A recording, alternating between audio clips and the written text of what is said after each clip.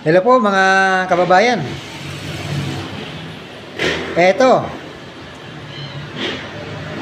sa ginanap na dalawang araw na rally ng Iglesia ni Cristo sa Quirino Grandstand, ay nagsalita doon si Senadora Amy Marcos. At ang sinabi niya na ang kanyang kapatid na si Pangulong Ferdinand Bongbong Marcos Jr. ay gumagamit ng ipinagbabawal na gamot. At yan ay nagkaroon ng iba't ibang reaksyon at mga komento ng iba't ibang mga tao. Lalo na ang isa sa mga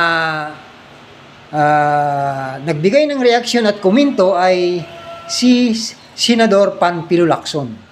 Ang sabi niya, un-Filipino ang mga ipinahayag ni Senadora Senadora Amy Marcos doon sa rally ng Iglesia ni Cristo na daan-daang libo ang nakikinig at dumalo.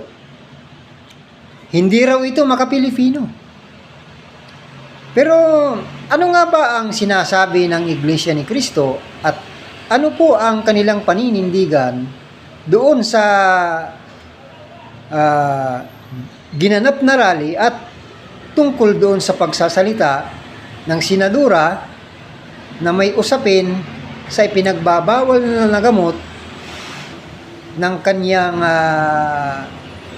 kapatid na si Bongbong Marcos Jr.